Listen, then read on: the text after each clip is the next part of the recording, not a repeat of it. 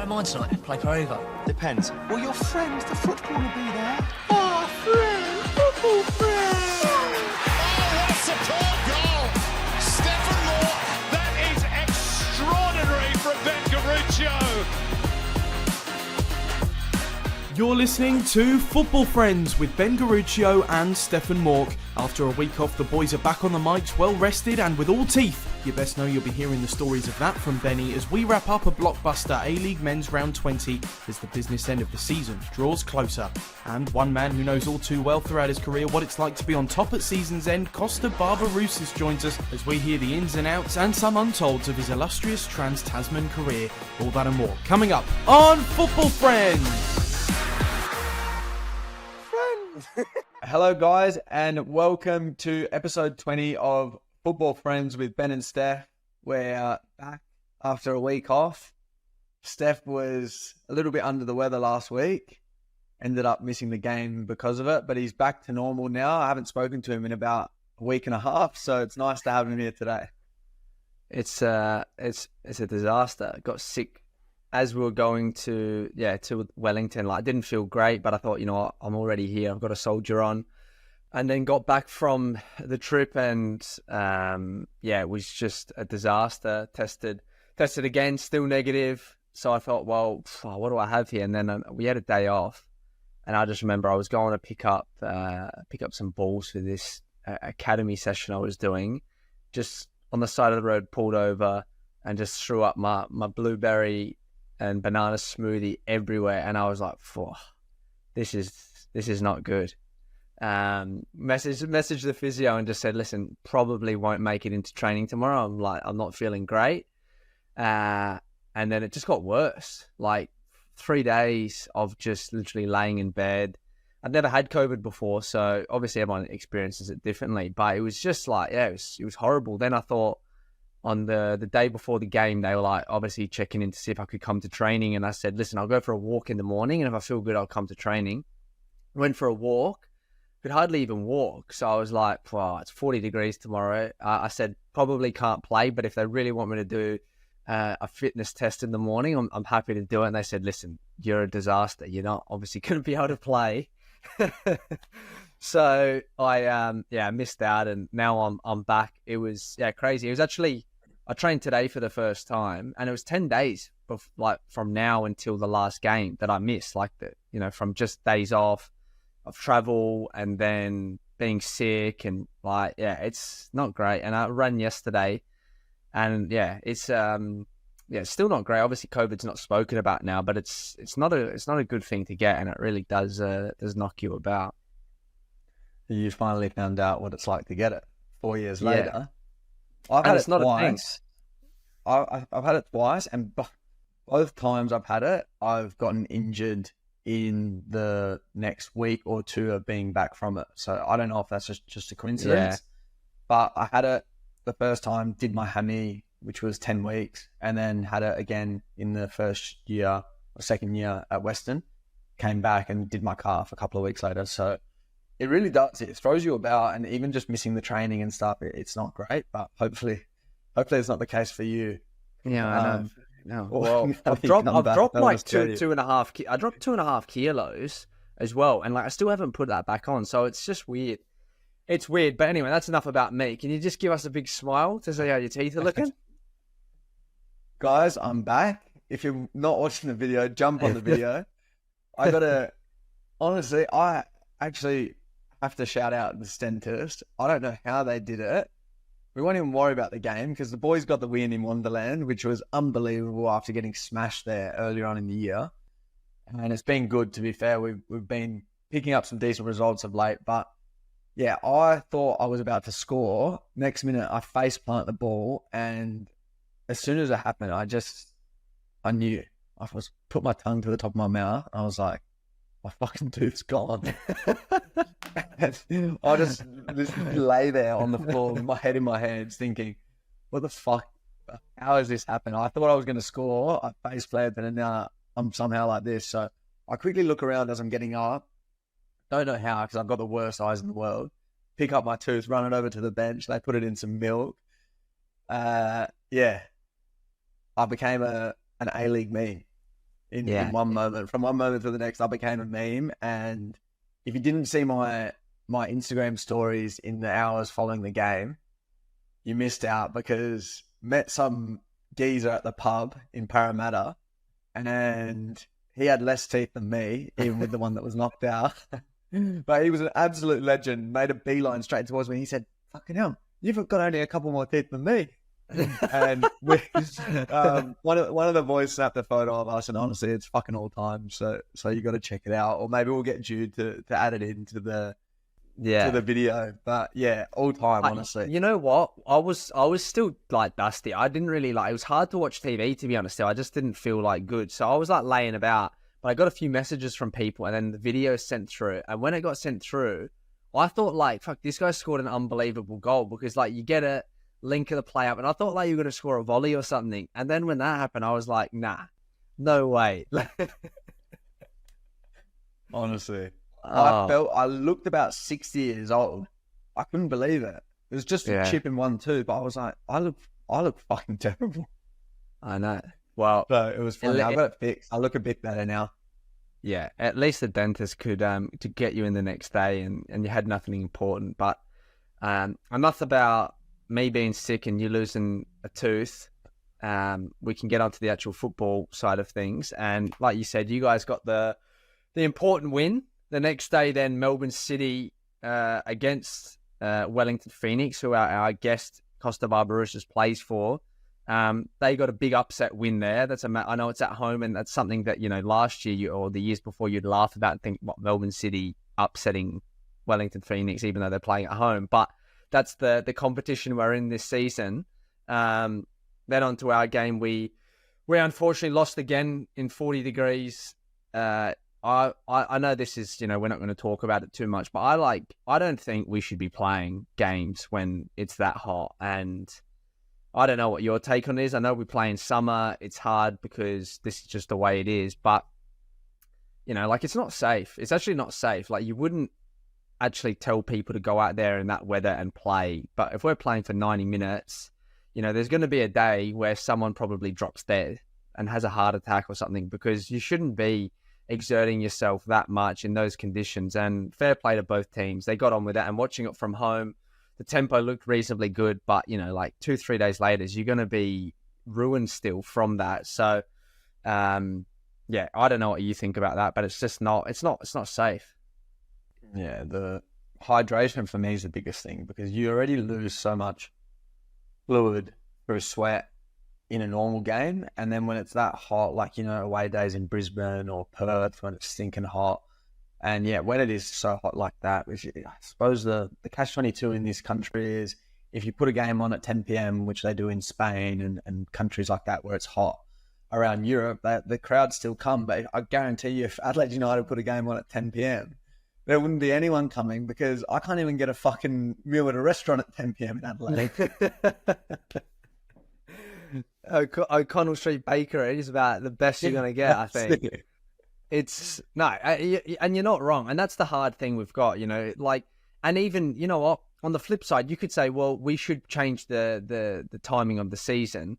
But if we went from, let's say, March until November, we're in March now. So that, the AFL started, the rugby league started this week, and they're in the same conditions. So I don't know. It's just so hot. But, realistically, postponing games, for Thunder and Lightning makes sense. But, when it's that hot, maybe that's just the call that they need to make. And either way, we played it, got it done with. It's not great for the fans, not great for the players, and the only people that were happy with the victory, travelling fans. So we can move on now and go on to Perth, Newcastle.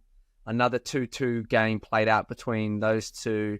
Another 2 goals from Big Tags, and he's on fire. Yeah, he's flying. He's We need to get him on. We actually do. We got collar on.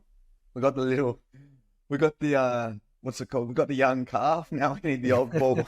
To be fair, you know what? Maybe we'll put the feelers out there, send him a message, and see if he wants to jump on, because he's flying. And that, to come back from 2-0 down, great performance, I guess, from Newcastle to be 2-0 up in the first place away from home. But they've shown a lot of fight, and they're still, both clubs down the bottom. But Perth in the last 5-6 games have been really good. But I guess you need to be winning games to be pushing for the finals. And next up in Macarthur, Bulls and Central Coast, I guess the Mariners, they keep marching on, and they're flying. Or the other person that we maybe should be looking to get on is Josh Nisbet, because he's in some great form. I think it was another goal and potentially another assist.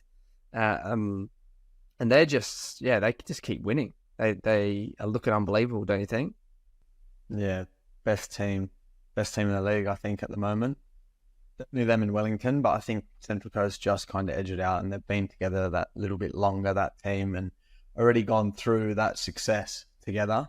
And now they're kind of just finding that in a little bit, playing similarly, but a little bit different, and new coach and some new players as well. But yeah, they're flying. And if Josh Nisbet isn't going overseas at the end of this year, then something's gone seriously wrong. He's going to have a chat to his agent.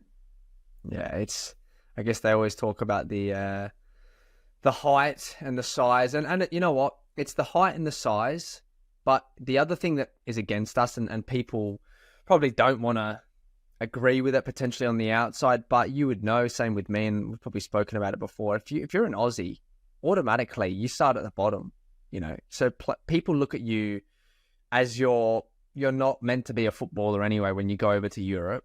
So if you're small like Joshy Nisbet and Australian, it's tough. And being a midfielder potentially as well, that number 6, 8, if he plays as a 10, it's obviously a bit different. But still, there's a lot of leagues would just be like, nah, we don't want someone like this. So hopefully someone takes the punt on him, because he's been good enough to get a move.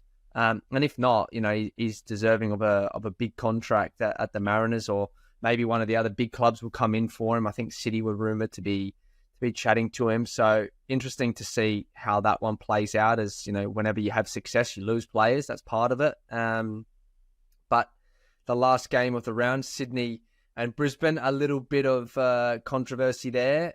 Lolly, our mate Joe Lolly, put up the post after the game. What's your thoughts on it? Because I thought this one was a red card. Nah, come on, Stef. You don't think this one was? I don't even think it's close. Probably a yellow. Did you see the Villas tackle? I didn't see the Villas tackle. I was kind of flicking between them. I want you to watch the Villas tackle. Can't remember who it was on, but I think it was on. I don't know who it was on, but watch the Villas tackle in that game. Watch Jack Lisby's tackle on Pena in our game, and then watch Gertrude Reich's tackle. And he's the one that gets a red card, and the other two are studs up off the floor challenges, and they're yellows. So I honestly don't know where we're at with it, to be honest. I think I saw one in the Premier League that was on the highlights. I can't even remember what game it was, and I was like, how is that not a red card on the weekend as well? And he got a yellow for it, and this one was bad. So, yeah. I don't know where we're at with it. I don't see these standing tackles. I can understand if you're stamping down. I think that's a yellow. But maybe I need to watch it again. Maybe I was still sick. The grey area right now is huge. The grey area is just huge. And I don't know. We keep coming back to this, and it's fucking annoying, to be honest, to talk about. And I hate talking about referees all the time. But I can't believe that this keeps happening over and over again this season. We're in round 21 coming up, and they must have been told, right? They must have been told for some reason. Changed in the rules. If the studs go down, but again, like what you're saying, like I just look at it and think like the intent is one thing, but also like you have to look at the action and actually be like, can he break his leg from that? Maybe that one potentially because his leg was in the ground and he came in with a bit of force. But if you're leaving the ground in a scissor motion, 2 feet. I saw the Clisby one. I know what you're talking about. Did you see my one? No. Did you see my one in the game? I thought I was going to get sent off. I actually went like 2 feet off the ground. I was like completely on the ground by the time I actually got to the ball. Didn't even touch the player. I was like, even in my head, and we've been speaking about it on the podcast, and I was thinking, I'm sent off. I can't believe it.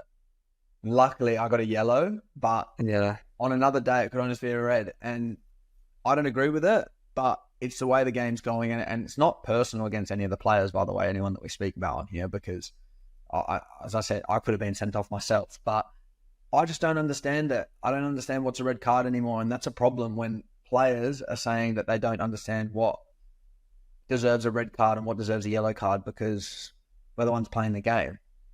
Yeah, exactly. And that's and like I don't really understand as well how can a league specifically be targeting different things. Of course, there's different referees, but like the best league in the world is the Premier League, and the reason why it's the best league in the world is they've got the best players for one, but it's the quickest. It's so fast paced, and the reason why it's fast paced a lot of the time is because they don't give soft challenges as free kicks. The players are constantly getting stuck in. And yeah, there's points where, you might get one referee that's blowing for a lot of things, but, they let a lot of things go. It'd be great to get, what's his name, that Jared Gillette on, the one that was in the A-League that's now over in the Premier League, because they must be getting told a different thing, because he was a good ref here, but he's completely different over there than what he was in Australia.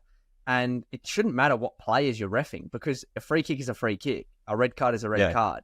So, anyway, that's enough of that. We're not going to change. We're not going to change the rules, and the head of the referees isn't going to get on the blower to pick our brains. So, I guess just waiting. We need to get him on here before he fucking drops out of the conversation. So welcome to Big Kosta Barbarouses.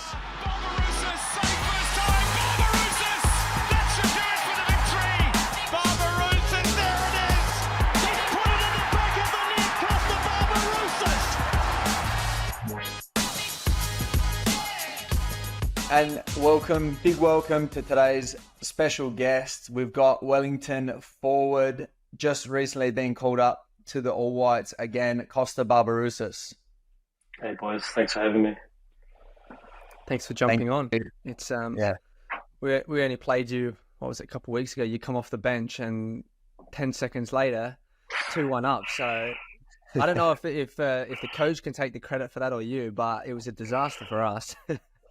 I know, and I think we started okay in that game, and then I think you probably had the better of us for a good 30, 40 minutes because we wanted to press you and get at you because we're at home. We had a couple of away games. We've been away for a week, which stayed over for 2 games, but didn't really go to plan, like I said, apart from the first 10. And I just had a less than a grade 1 strain on my calf, and I was pushing to start. I really wanted to start. Obviously, I missed a couple of sessions. If you miss a week, it's only really a couple of sessions. So I wanted to come straight back in, and Chiefy didn't want to risk it. And then, I guess was buzzing to be back in. And then we made 4 subs in one go, if you remember. Yeah. Bit mad, and it worked. It's crazy. Masterstroke. It's one of those ones where, it is funny because we were actually not expecting you guys to press. So it's crazy how you work tactics the whole week. You're like, oh, this team does this, so we're going to do this.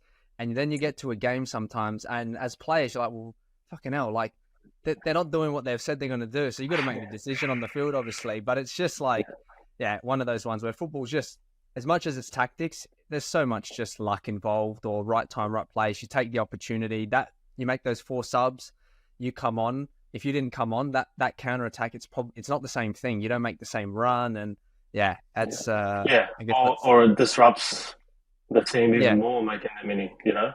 That's why, like you said, you don't know how teams are going to start. That's why I'm sort of more impressed with coaches or teams that come out in the second half and identify what hasn't been working for them in the first half, or a team that is doing well change a few things to kick on even more. So, like you said, you thought that we weren't going to press, but we thought we're at home, we should press. So it's the beginning of the game's a guessing game. But like I said, I like that stuff where at halftime you can identify things quickly because it's 15 minutes, but really once everyone's got down and had a drink and then they cut the clips together, it's only about 5 minutes. So it's pretty impressive if people can identify that stuff.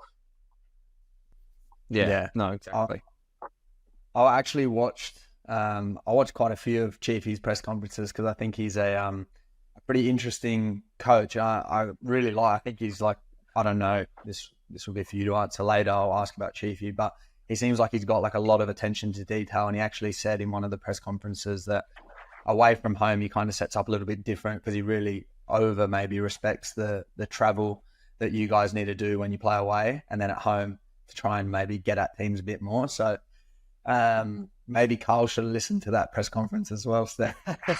Yeah, well, it's true. And you know what? It is hard because I think from Adelaide, it's 2.5 hours time difference, but we got there on Friday and we rocked up to the hotel at 2:30 in the morning because flights were delayed. Everything's shambles. The time difference. You wake up for breakfast. You train there. There's no direct flight either from Adelaide. No, so. it's so you're going different places, and that for you guys, like away from home, to do that every second week, it's not easy for you guys to do that. Even the international, being there a certain amount of time, like early, it's 2.5 hours or whatever. Like so it makes sense what he's saying, and it's obviously working for you guys this year. So we'll touch on that form a little bit later. But I guess firstly, like how did you first get involved in football growing up in New Zealand? What were the steps, I guess, for you to get to that first professional contract? Well, I guess from the very beginning, like my background's Greek, both my parents are Greek. I was born here in Wellington, New Zealand, and I've got an older brother who's 2 years older than me. Dad's a big football fan, played a lot of football. So from as early as I remember, a ball was at my feet, playing with my older brother. Got a big family, so cousins, always over. I've got 2 younger brothers. There's 4 boys in my family, so you can imagine just in the backyard playing until it gets dark. And that was pretty much my childhood. I remember, starting for a club at 5 years old with, cones as the goals, nursery grade they used to call it. And I just loved it. I didn't really know any different. I didn't play any other sports. Didn't really give any other sports any other chances, even though rugby was all around me at school mostly. I was mostly rugby at lunch break, as opposed to probably in Victoria it would be a lot of football or footy. And yeah, just 11 years old, they start the sort of representative teams here. So Wellington, and you play the other regions of Wellington. And then at 13, they do the federations, which is Wellington against your Aucklands, Hamiltons, Canterbury. And so I was making all those teams pretty comfortably, and sort of around 13, 14 is when I really started to take it seriously, and not think that there was a pathway there because we didn't have a professional team at the time. There was the Kings and the Knights in the NSL, but nothing in Wellington, or nothing that really seemed like attainable or something that I could get to. But then I started making the under-15 New Zealand teams, and then I was captain of the under-17 New Zealand team, and we just qualified for the World Cup, and that's when the Phoenix come about as the third year of the A-League. I think they missed the first 2, and they got in touch pretty quick. Like I said, I was doing really well with the national team, and I was playing in the National League from 15, so I must have been on people's radars. And yeah, I was, I think, one of the first 5 players to sign here at the Phoenix, and that's pretty much how it got started. It was a lot different to what it is now, but yeah, that was in 2007, so a long time ago, and a lot's changed here, and even in the league, a lot's changed, but that's pretty much my start into football, even though for those 3 years that I was there, I didn't get too much of a chance or a game. I think I played maybe 15 games in those 3 years, but it was still a great learning curve. Yeah, that's unbelievable. I think you made a good decision not playing rugby. My legs are high, eh? I got the muscles. I got the muscles, but not the height. I don't think either of us 3 have got any chance. No. Those boys, especially if you watch, men's rugby, some of the boys in my high school were that size at 13, 14, not even exaggerating. So it's just, yeah, it's a crazy how different, obviously different sports, but how different people's bodies are, mate. They're just machines. Yeah, no, especially the Kiwis, they are built just different, so I'm not surprised. They're literally built for rugby. Yeah. You see all of them there. Like, even when we were in Wellington recently and you're seeing like a few of them walking around, I'm just thinking, how are these guys so big? There was a few at the buffet. I've never seen people with bigger plates of food in my life. I couldn't eat that much in a week, and they're just smacking it down. And they were machines. Like, yeah, I don't know if you guys would have been able to keep your lunch at lunch break at high schools, man. They would have taken it off you.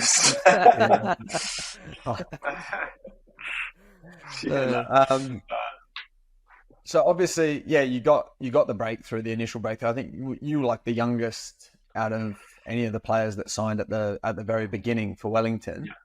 Yeah. And then obviously you spent, like you said, the time there, and then from what, if my research is correct, you were offered a new contract, but you wanted to pursue. Well, you went to, obviously you signed at Brisbane. You signed a 3-year deal there with Ange. And what was it that made you want to change it up? Obviously, make a move to Australia.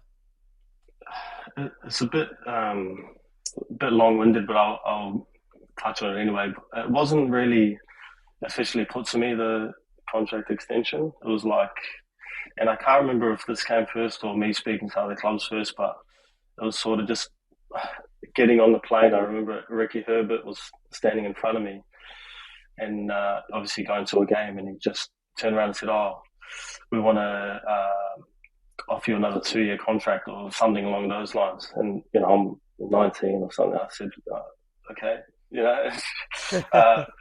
Didn't really hear anything back for, it must have been, before. Didn't hear anything back for a while. And then, an agent got in touch from Australia, which I hadn't had an agent before. Me and my dad signed my deal at the Phoenix. And there was, I'm pretty sure, Brisbane, Adelaide and Newcastle interested, which is quite strange at the time because, like I said, I didn't play much. I think, when I played, I put a pretty good foot forward and did okay. So I felt like a few clubs would be interested, and mind you, I'd be a foreigner as well at that age. I think it's a pretty big leap of faith. So, I knew Ange was at Brisbane. Like I said, my older brother played football and he was in the New Zealand under-17 teams a few years back, and Ange was the coach of the under-17s or under-20s that they had a tournament in Auckland that my dad had gone to, and he had said that he liked the way that they played and blah, blah, blah. So that's pretty much what made me make the decision to go to Brisbane. And it turned out to be a bit of a master stroke, because I don't think anyone could have sort of guessed how well that next year could have gone for myself personally, but for the team as well. So that's how that sort of come up, and it ruined my chances of going to a World Cup because Ricky Herbert sort of held that against me, leaving the Phoenix. But I think if I'd probably stayed, it would have possibly not ruined my career, but probably would have. I wouldn't have cracked on as early or maybe as much as I did if I stayed there for, that would have been 5 years. So I'm really happy I made the decision in the end. That's... Go on, no, I was just going to say, like, your dad must have a decent eye. I know, obviously, Ange is a good coach, but for him just to watch him in a tournament and think, this is the guy that's going to take my son to the next level, he must be... he must know what he's talking about. Yeah, he does. Look, he knows football. Whether the Greek connection there had some bias to it as well. Sure. I don't know. I think it would have, but and I just remember him, saying to me, that he plays 4-3-3, blah blah blah. There's always triangles, this and that. So I was, my head was all over the shop. I guess I did listen, but my dad knows his stuff. He knows what he's talking about, and obviously looking out for my best interests. And like I said, it worked out well. I can't remember obviously how well. I think Adelaide were a really strong side then as well. That was 2010.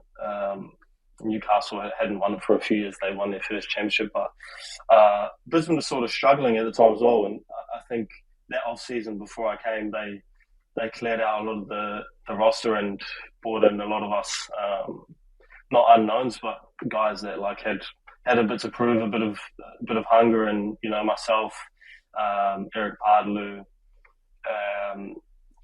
the boys that were sort of there already, like Martin Madoka, Mitch Nichols, Matty Mackay, Ivan Pranic had just got there. So not massive names, but we all just, bought in obviously to what Ange did and trained the house down, to be honest, pretty much every day, and would come off pretty much every game not tired, but it was like a win, and then onto next week. It was like pretty stock standard week to week that we'd have probably 60-70% possession and win the game. We drew a few here and there, but yeah, I never had another year like that. I see. Lucky you were a part of it, because we've spoken about it so many times on the podcast, when we used to come to Suncorp back in those days, it was like, fuck this. What are we doing? Yeah. Fucking 80% humidity. They're going to have the ball the whole game, and we're going to get bopped 3 or 4-0, and there's nothing really you can do about that. And it's still, I remember it still being bloody hot and hard to like get through that humidity and stuff. And we had the ball most of the time, so I used to think, fuck, these teams are going to fuck. And then obviously I've not played for Brisbane. I played against them a lot, and since then it's bloody hard. It's like, and obviously they're not as dominant as they used to be, but it's still a hard away trip. It's probably one of the harder ones, Yeah. I think that's the thing. Like, when you're obviously training in it every day, you kind of get used to it. It just becomes the new normal. But on Ange, because he's obviously the biggest thing in Australian football, probably with Sam Kerr at the moment anyway. What was your, initial, reaction to him or feelings towards him, because a week or 2 weeks in, I'm sure you could see exactly the way he wanted to play. Were you excited? Were you thinking, wow, this is the coach that's going to make us be able to kind of win it? Or was it not until the season started that you really got that belief from him? Yeah, I mean, you boys would know, even like when you win things, the preseason, you don't really know how it's going to go. I'll be lying if I said I knew we were going to be unbelievable from the beginning. Even like, I'll get back to Ange, but even this year, like, I wouldn't have thought we'll be in the position we're in now, and probably nobody else did. Obviously, you want to be, and you work your ass off to try to be in that position, but you don't know. And like, we were playing preseason games at Brisbane, and like, we drew against Melbourne Heart. I remember a pretty like average game, and we played the NPL sides there, and we won, which you'd expect to, but we weren't like what you saw once the season started, or once probably around 5 or 6 started and we started to get going. But he was really good from the start. A clear idea of what he wanted to do as a team and individually as well. What he wanted from everyone. That's why if you didn't play, you couldn't really even go and speak to him, because it's pretty black and white. And if you're not playing, you're just not doing what he wants. So it's not even worth the chat, because you already know the answer. So I just remember getting there, obviously training being, I was really impressed. Training was all football based, so there was hardly any running sessions. It was all with the ball, 2v2s, 4v4s, 5v5s, that sort of stuff. But it was real emphasis on reaction, winning the ball back straight away. And then obviously in those small spaces, you get those like triangles. Like I said, he always wanted the player with the ball to have 2 options. So it was great. It was a breath of fresh air for me, and I just took it all in my stride. Worked bloody hard to get in the team. But him and Rado Vidicic was our assistant, just used to absolutely hammer me every day, like get on me. He, whether I was doing well or not, just on my case all the time. And even to the point where Shane Stefanuto, who's still at Brisbane now, had to say to Rado, look, take it easy on him. But, he'd come on the side where I was playing, so I'd be on the right pretty much, and he'd be on my side at training every day in my ear, hammering me. But I think it was the best thing for me.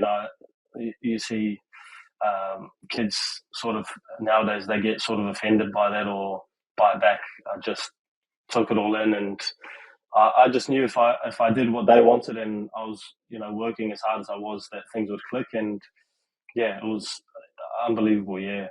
To be honest, every day was enjoyable, and obviously when you're winning, it helps. But I just learned so much that year. Unreal. You obviously won the league, and you made the team of the year, or the A-League All-Stars as well.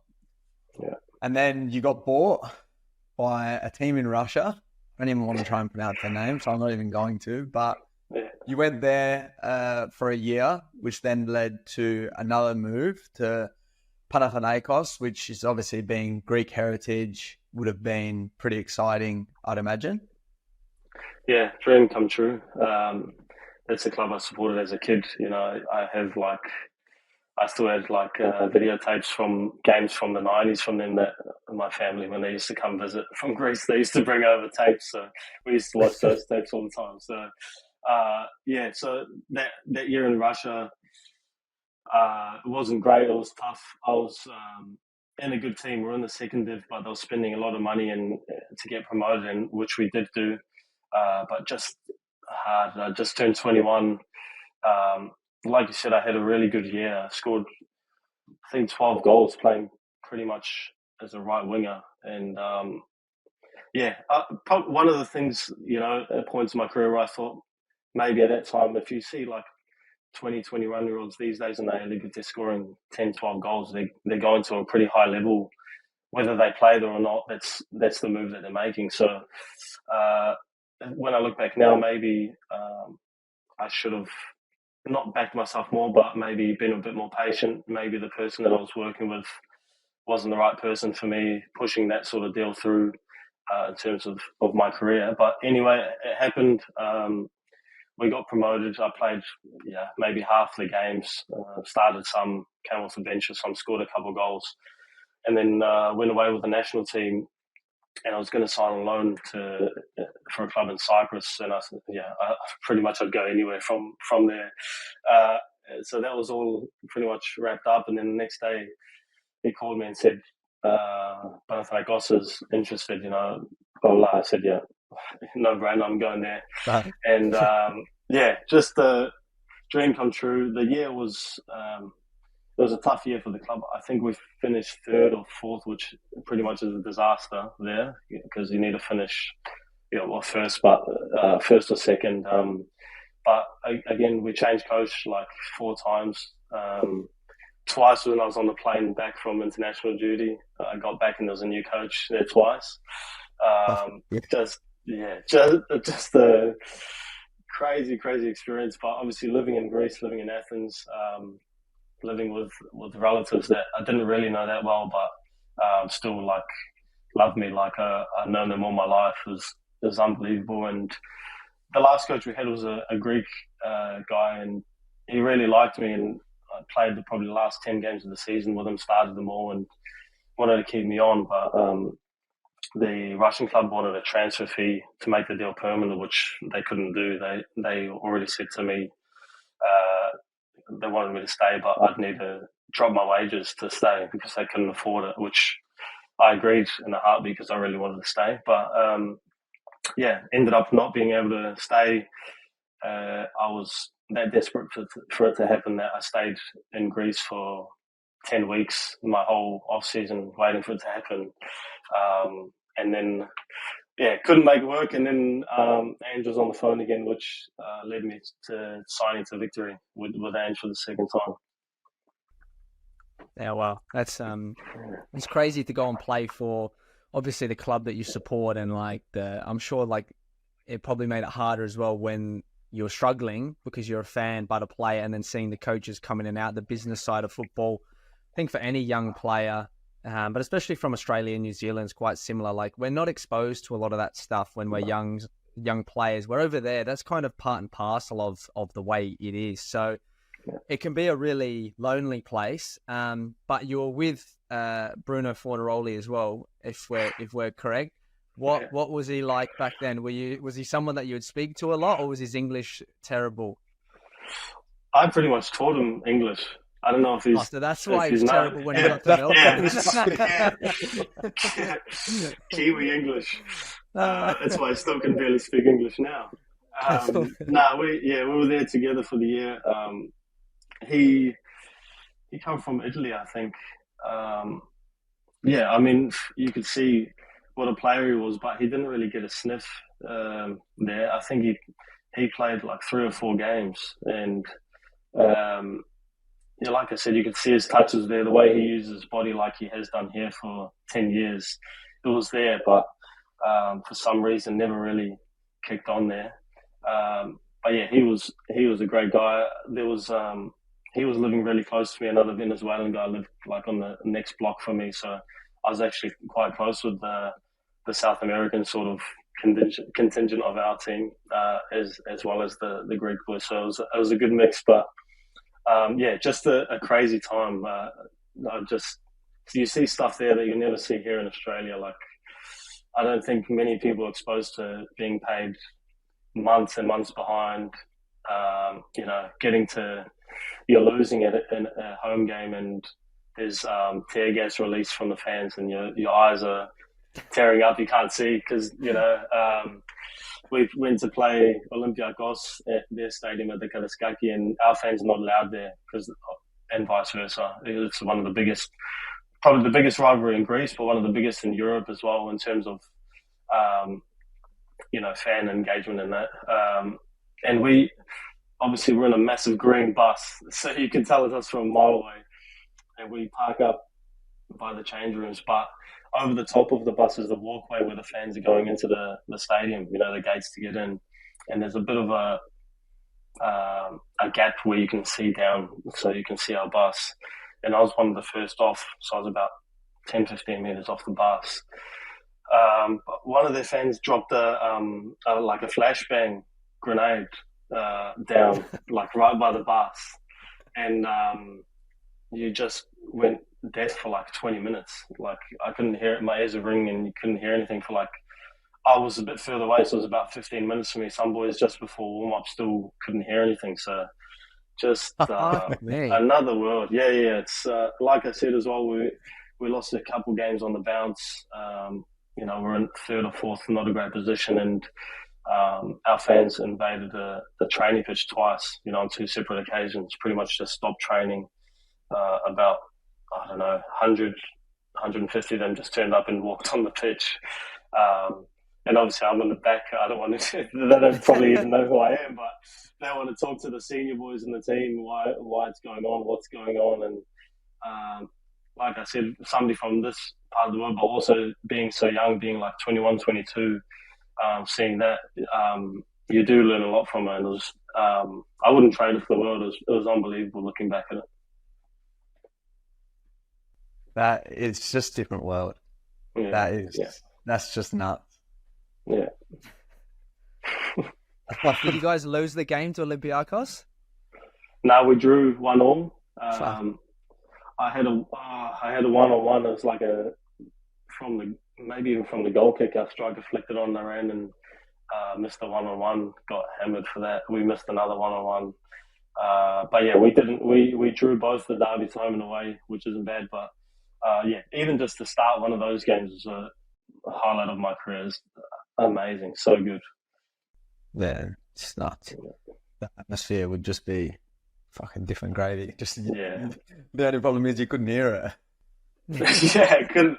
No, cheering you, they're fucking booing you. Yeah, flares galore. Like kickoff, you couldn't hardly see anything because all the smoke from the flares. Just incredible. And like I said, it was some moments like touch and go. Like what the hell's going on here? But looking back, I wouldn't trade it for anything. It was so good. Yeah, it's unbelievable. And now, like you said, you got the phone call from Ange, who was then at Melbourne Victory. So was that a pretty easy decision then? Like I'm assuming you didn't want to come back to Australia, but when he called, or was it something that you really had to kind of think about leaving Europe to come back? Yeah, I wasn't against coming back to Australia. Like I said, I'd been sort of waiting, hoping that deal to stay in Greece had worked out, and wasn't like actively pursuing anything else. And I just sort of thought I was going back to my club in Russia. So by that time, they had stayed up, I think, in the Russian Premier League, and probably didn't want me to go back, to be honest. And Ange was on the phone, but then also Sydney FC at the time were on the phone too. I think Frank Farina was the coach then, and I've been on a conference call with them. They were in Italy because Del Piero was there. They were having a training camp in Italy, and they're saying, it'd be great you just come from Greece straight to Italy for the training camp and blah blah blah. But just the familiarity with Ange pushed me towards victory, which when it sort of decided that I didn't really want to go back to Russia and it wasn't going to get done, it was sort of a no-brainer. And I signed for 3 years. They actually paid a transfer fee for me, which I think has only been done a couple of times with, I think, myself and Carlos Fernandez. So even them showing that sort of faith to do that, to get me over, made the decision pretty easy.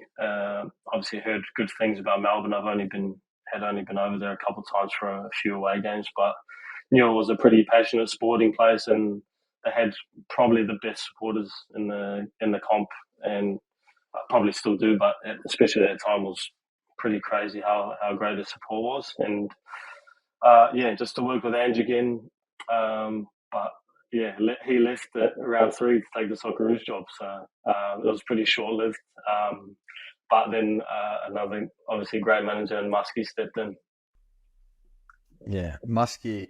Like, when I look back probably at, powerhouses in the A-League, obviously you've got Brisbane Roar, and then I would say, Melbourne Victory with obviously Ange, and then Muskie as well. I think the way that Ange kind of brought his new kind of style with the cheating opposite winger. I remember, the first couple of years of that was just like fucking the same thing over and over again. It was like these wingers just kept scoring goals and you couldn't stop it. There was no way to get them offside. They would start offside, but then in the end they would be onside. And then I suppose Muskie kind of, I think you see coaches that take over after someone's been really successful and they kind of don't have their own way and they kind of end up losing the players. But, from everything and everyone that I speak to that worked under Muskie as well said that, he was unbelievable and he actually came and brought new things to the table. And obviously he's gone on and done really well now. So I'm not kind of surprised to hear that.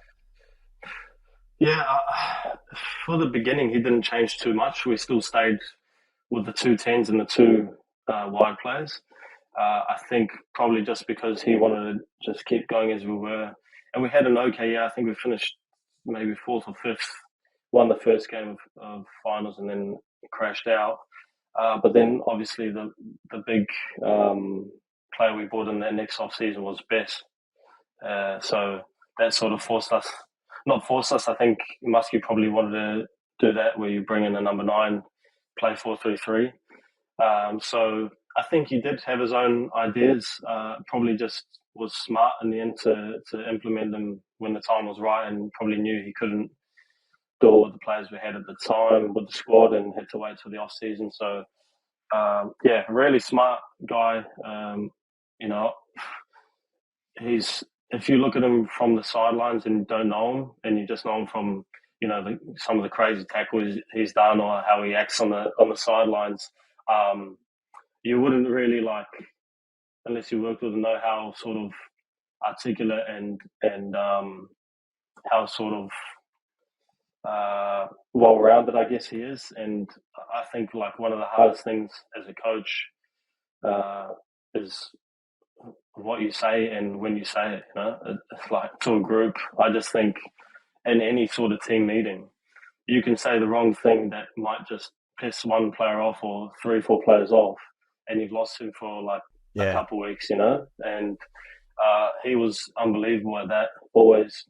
Pretty much always knew the right things to say, when to say it, and obviously he did have that character where he could get the boys going and up for games as well. So we had a good mix, and I think that, like I said, that second year, our team was unbelievable, and we pretty much just steamrolled into that championship, to be honest. I looked at the games back, the semi and the final, not that long ago, and we just steamrolled both teams. And obviously we had quality as well, but I don't think there's any doubt we were going to lose either of those games. Yeah, it's interesting. Obviously, everyone's got the perception of us as footballers. That's also why we like doing this, because everybody sees us three on the field, and they automatically have, this idea of who we are as people. But who you are on the field, we're actors at the end of the day. You go out there to do a job, and you play a certain way and act a certain way. But once you're off the field, you're completely different. And same with obviously Muskie coming into being a coach. People would just, this guy's got fucking no idea. He'd be just telling them to get stuck in and this and that. And I'm sure he is. That's definitely, his DNA. But people just don't, once they've seen you on the field, it's almost like they can't think of you in any other way, which is sometimes hard to take. But from that team there, when you're comparing, let's say, a Brisbane Roar with Ange to that team with Muskie, I know it's hard to kind of say, but who do you think actually was a stronger team? Because when I went to Victory, Brisbane is still actually quite a strong team. And I remember always not struggling against him, but them always giving us a good game. I think that Victory team probably would have beat the Brisbane team, the championship team. I think the first year I was at Victory, we would have got beat, but that second year, like I said, we had everything. We had like the quality. If you look through our team, it was like Milligan, Valeri. Was Valeri there at that time? Yeah, there were our two sixes, Finkler, Kalfala, Barisha, myself, Matthew Delpierre at the back, Lawrence Thomas in goals. Jace might have, he was in the team, but I think Broxy was playing right back in those last couple of games. But and then like Nicky Ansell, probably played at the back. Danny Georgieski played left back here. That's probably one of the best A-League teams. Like, I don't even understand how that team's in the salary cap. Yeah, for sure they weren't. I was for sure. I don't know about the rest. But yeah, we had, you know what I mean? We had the quality, but we had like the skill and the experience, which we probably didn't have in that Brisbane team. That I think we probably would have gotten over the line. I don't think we would have let that team settle into what they wanted to do. And I think we just would have been too strong in the end. But that would have been, unbelievable game that would have been. You would have half on each team. And I don't know, after I left, Brisbane that second year, third year, how good they were, because I wasn't probably following the league as much when I was away, and I don't know if they got better or worse after that first year, but two unbelievable teams, but I think that Victory team might have edged it. Very, very interesting. And you had obviously quite a successful stint with Victory, and then the departure to Sydney FC came about, I guess, knowing obviously we're all part of the league, and Sydney FC hate Victory and vice versa, the fans. What was the reason behind that decision? I'm assuming financial was a big thing, but like, was it something that you never thought you would obviously do, and then once it came up, it was just too good, or? Probably something that I wouldn't have thought would come up, but what most people don't know is that obviously that last season at Victory, Muskie announced that he was leaving to us like a week or two before the season finished. So I think even for the club, obviously they were aware, because I don't think they sacked him. I think they parted mutually. Sometimes clubs say that and it's actually just they sack the coach. But I think they both, left on good terms. So they probably weren't sure that it was happening, and there was a bit of uncertainty around the club. And I had a really good year. I scored, I think, 15 goals. And I hadn't been offered a deal to stay on, which is quite mad if you think, like, if somebody's doing well, you probably try tie them up in Jan, Feb, to avoid that sort of problem. So there was nothing on the table. I was sort of probably looking more to go to, to Middle East or Japan or something. It's something I always wanted to do. But then Sydney came in, obviously, with a great offer in, like, early June, which, as you know, Stef, like, the Japanese market doesn't sort of open till the end of June, July, where their window opens, and Middle East as well. There's a few sniffs, but nothing concrete. And the offer was too good to gamble and wait like for something over there to happen. And while this was happening, I'm messaging Victory and calling Victory saying, "Look, I've got another offer on the table. Are you going to offer me something?" Blah blah blah. Because I did want to stay. It's a club I've been at for 5 years. Nothing, and then I ended up signing for Sydney. And I remember I went to Sydney to do my presser at the Opera House, and Victory had put out a statement saying that that they'd offered me a deal, but I turned it down. Obviously making me look pretty bad. But what happened, and I found this out after, Danny Townsend had called Victory's CEO, I think a day or two before my presser, to let them know that I'd signed for them, just a courtesy call, I guess. I don't know. So then that night, after I'd already signed and told them that I was signing elsewhere, that night they had sent me just a token contract offer, just to say in their statement that they offered me a deal that I rejected. So that was sort of that.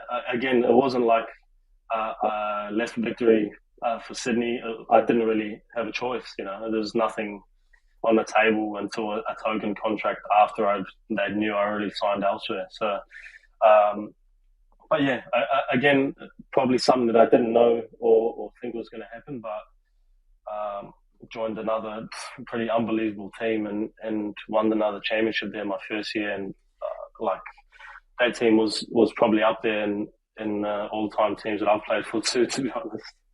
It's ridiculous. Play for some good ones, that's for sure. Yeah. Timing's been all right. But that's it. And that's the thing, obviously, for fans. And I completely understand fans because, I wouldn't want to see one of the best players of Liverpool or, a team that I support leave to go to a rival or to go to another club. But you got to be pretty naive to think that, that players don't also need to look after themselves. I would like to see, some fans, if they had a job opportunity to go somewhere else that was maybe a rival company or something that were going to maybe double or triple their salary, that they wouldn't accept that to be in a better position to provide for their families. And it's no different for us as footballers at the end of the day. We're just human and our careers are quite short. But none of that would have even happened if Victory just came to you from early. I'm sure that wasn't in your thinking that, hey, I'm actually going to go sign for Sydney FC. It was just the way the cookie crumbles. Yeah, and my wife was 6 months pregnant at the time as well, so I would have been easy and probably made more sense for me to stay. So it's like I said, it's not like I chose Sydney over Victory. There was no choice to make. But yeah, it turned out to work out great, to be honest. And they had a rough few years after that, and we pretty much did unbelievably for a couple of years. So it worked out well in terms of, like I said, timing and going into a good team.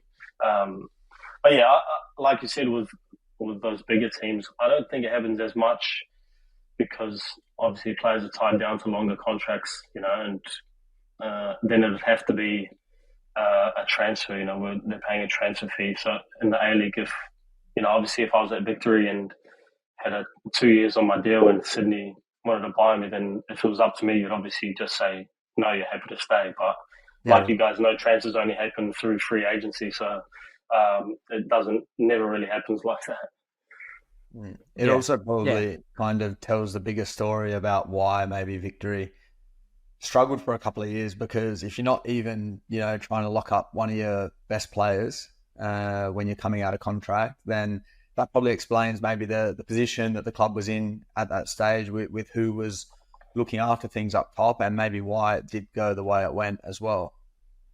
Yeah, I mean, that's the thing sometimes in not A-League, just football in general, just be honest with where things stand. If they even said to me, look, we don't know who the coach is yet, we need maybe a week more or some sort of dialogue, that would make me feel a bit more assured that something could be on the cards to stay. That probably would have helped me sort of delay my decision or something, but there was none of that. So, like I said, pretty easy decision in the end. Yeah, that's and And that's just like the way it is as the player. Like normally you want to do the right decision and you want to stay at the same team. And in the A-League, because contracts are shorter, there's a salary cap. You can go from, being $100,000 player to a $400,000 player in the space of 2 seasons here. Where overseas, it's a bit different because the players are earning ridiculous money. And if you do well after 1 year, they just give you a bigger contract, extend it even more. Where in the A-League, teams think, fuck, we've locked Kosta on $100,000 a year. Yeah, fuck, that's what he's worth. We can keep him on that for longer, and then by the time he finishes it, then we'll pay him more. Where over there, it's opposite. So I think that's where, as a player, you're trying to cash in. When you do well, you want to get your biggest contract, and a certain club might think, well, we're not going to pay him 4 times as much, but maybe another. Just obviously, these are just random numbers we're just pulling out. These aren't accurate, but yeah, it's hard. It's hard as a player, and you then kind of went full circle and ended back up at Wellington. Was that something that you kind of always wanted to do? Not saying you're going to finish your career anytime soon, but was it something that you wanted to do, to come back and play for the Knicks? Yeah, so it was a bit more of like it was a bit of a, not a crossroads, but I'd done 2.5 years, and actually in January, Sydney come to me with an extension offer. Which I thought was pretty good faith on their half, because I was injured. I'd been injured for a couple months, and for them to put something on the table, I think was pretty good of them. But I wasn't sort of ready to commit because, this wasn't the main reason, but through COVID and stuff, I had 2 kids, through COVID, and we're just coming out of it. And my mum had met my oldest daughter once when she was born, and once just before COVID, so when she was about 3 months old. So I've not seen my family really. My family didn't know my kids, so I wouldn't say that I had the idea to come to the Phoenix in January then, but I just wanted to sort of keep my options open. And by the end of the season, it was sort of on the cards that I could come back here. And I spoke with my wife about it and said, look, it would be good at least for a couple of years for the kids to get to know my side of the family, because most likely I'll probably be based in Australia, probably in Melbourne, once I'm done playing. So this was a great chance to, whether I stayed here 2 years or stayed longer past 2 years, but just for an extended period of time for my kids to get to know my side of the family before, it becomes an international sort of flight where it's maybe, once or twice a year through holidays. So it worked out really well. The first year, football-wise, was probably a bit tough. I think we had a really, really good squad if you look back at last year's squad, and the club did invest quite a bit compared to previous years in terms of their budget, and we probably underperformed a little bit. But I think you can see this year how well we're going, and probably one of the lowest spenders in the league, which I don't know if it's a great thing, because then it maybe makes other teams think that you can, spend less and do well. And obviously the Mariners doing the same last year. So, but no, couldn't have been happier with the move, and it's been great for my family and my kids as well. And obviously this year on the football side has been unbelievable too. Yeah. Obviously, you're on Flames. You've just been called up again to the national team. And yeah, I actually just want to pick your brains a bit about Chiefy, because it's his first year as a head coach in the A-League. And I don't know, he just seems like a really, really interesting guy. Someone that I would like to learn a bit more about. But how has he been to work under? He seems, like I said before, very much attention to detail, looks at the smaller things, takes kind of everything into account, and yeah, seems like nothing's really a fluke what you boys are doing. Yeah, no, I wouldn't say it's a fluke. And like I said earlier, I wouldn't have thought we'd be where we are today. And that's no disrespect to Chiefy or the group that we have as players. It's just, I go into most seasons like that, and then, some years we don't do great and some years we're unbelievable, where I didn't think we would be. But he's been really good. I think the thing with Chiefy is he's genuinely a good bloke, and I think that's half the battle. I think obviously you don't need to be a nice guy all the time, but showing that there's a bit of care there for the players. Some people don't need that. Some people need that sort of arm around the shoulder. I'm not really one that needs or wants to, somebody telling me if I'm doing well or not day to day. But he's got that with a lot of the younger guys, and he treats people really well. Gets stuck in when he needs to. But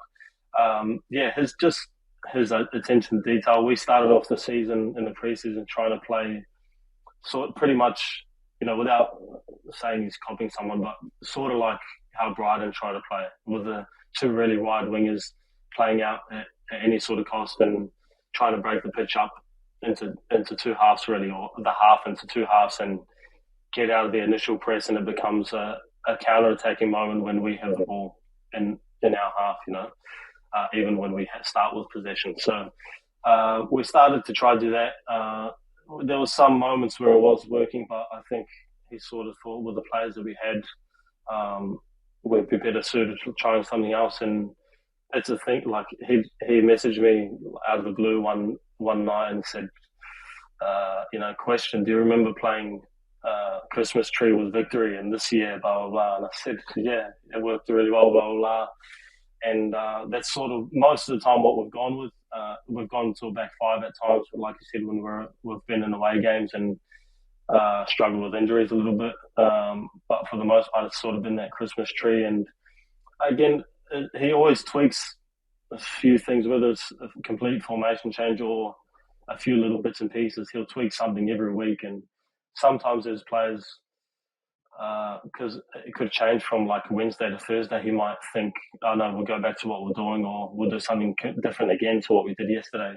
Sometimes it's like, wrapping your head around what to make of it and how you think it's going to go on the weekend. But everyone trusts it.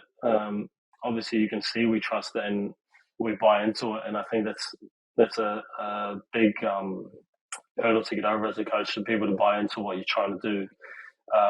And like I said, you can see we buy into it. We've got a good group of lads as well.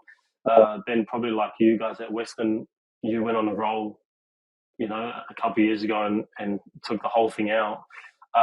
It's a bit, I think we're a bit similar. Like we know our strengths and weaknesses, and Chiefy does too. And he plays the cards that he's dealt, and he's really good at it. And like you said, just attention to detail is really good, and he just loves the game. And probably similar to Ange in terms of how much football and stuff he probably watches.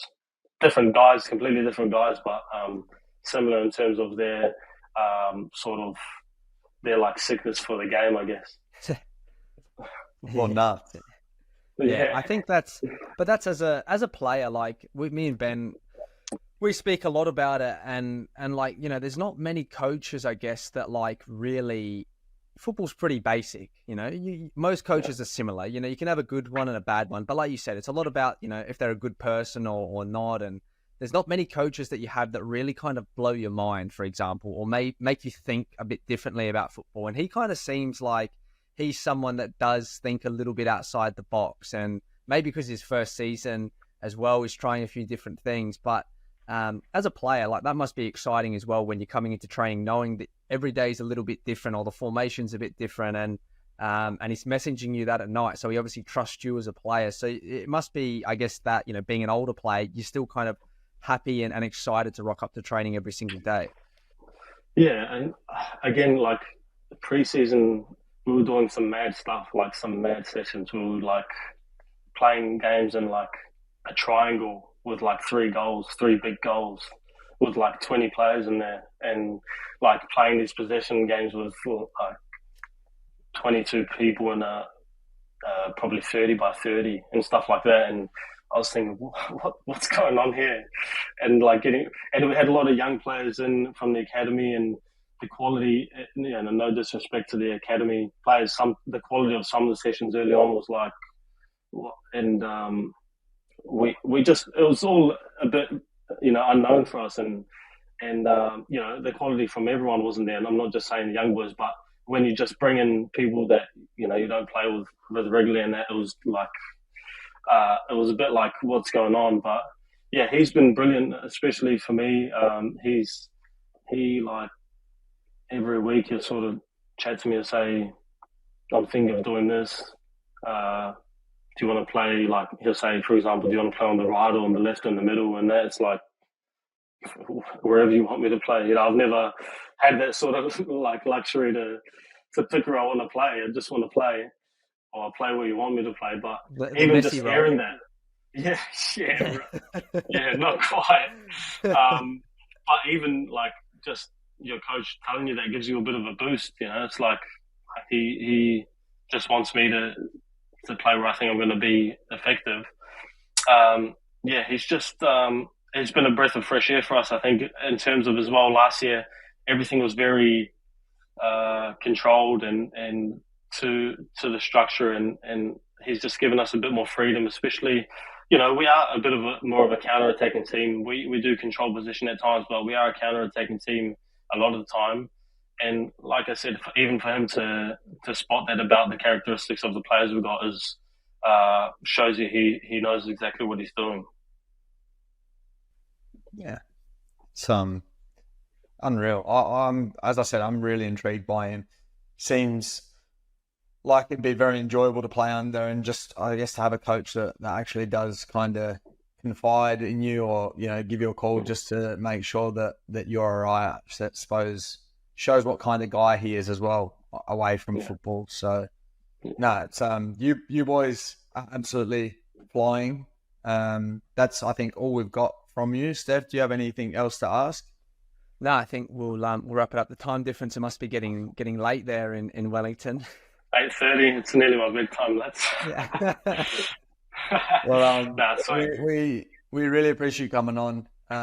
You boys absolutely flying this year. You, on a personal note, absolutely flying. I'm glad that you're playing a little bit more centrally now, so I don't have to chase you on that right wing anymore. I remember you gave me a few baths back in the day in the old Melbourne derbies. So, and you too. All the best. I remember you faking across, and I slid into the bloody goalboards, and then you Who scored that? Who scored that goal? I don't know. Wasn't very good, but he put that one on. He fucking slid into the North Terrace. Yeah, pretty much. I just don't want to play you again, so you bite me. So I got a weird shaped bite mark on my body. I got it fixed. It's all right. Don't worry. Yeah, unbelievable. Man. I saw it in real time. I said, "Fuck, he landed on the ball there." I was thinking, how did you see that?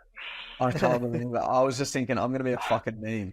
And to be fair, they just ran with it. I was getting interviews after the game. Thinking, I want to get a fucking interview for scoring a fucking goal, not smashing my tooth out my mouth. Unbelievable, man. 1 in a million. Yeah.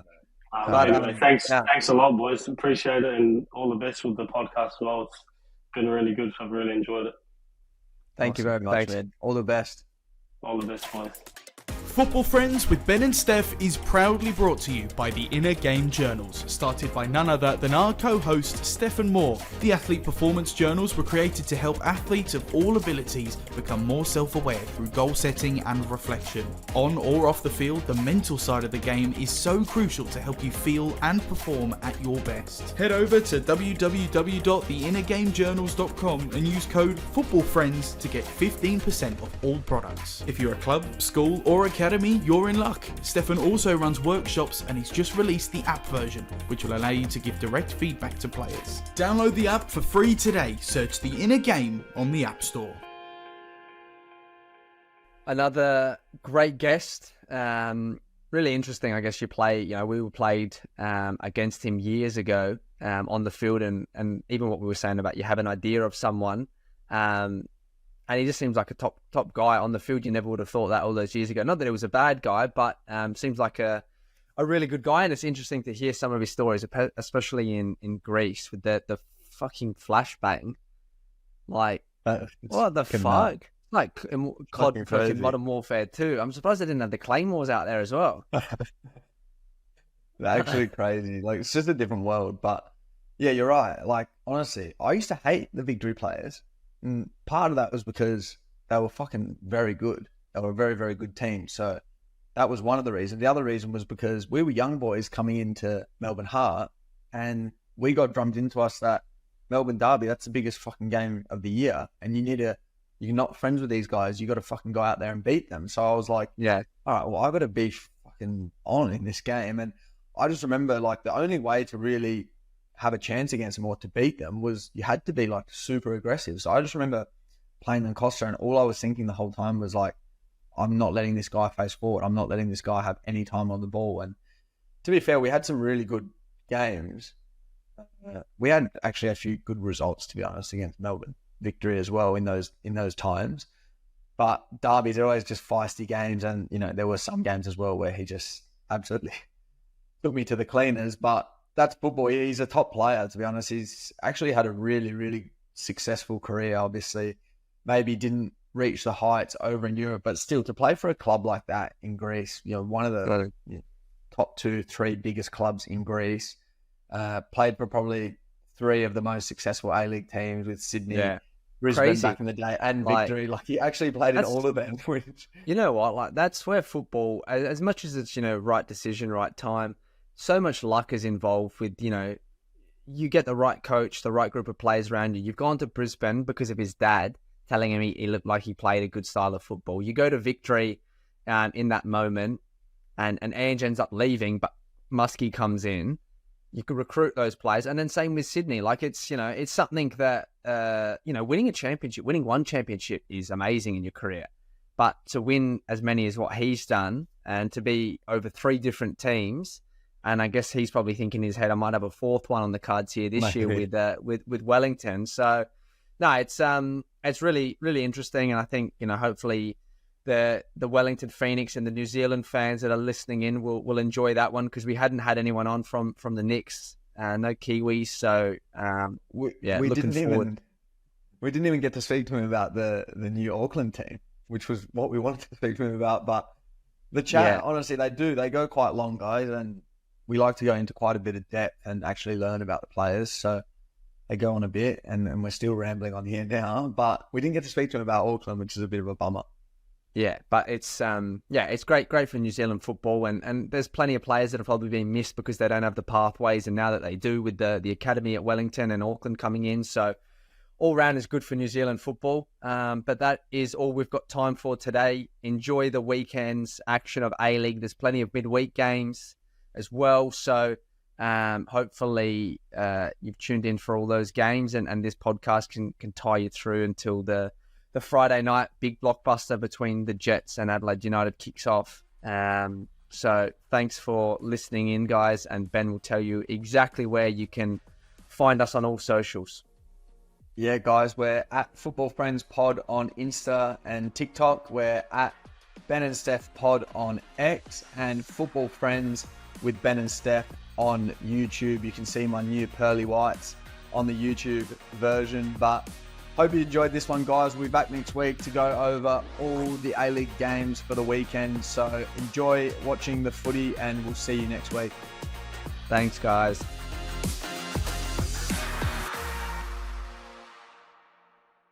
Oh, Fred.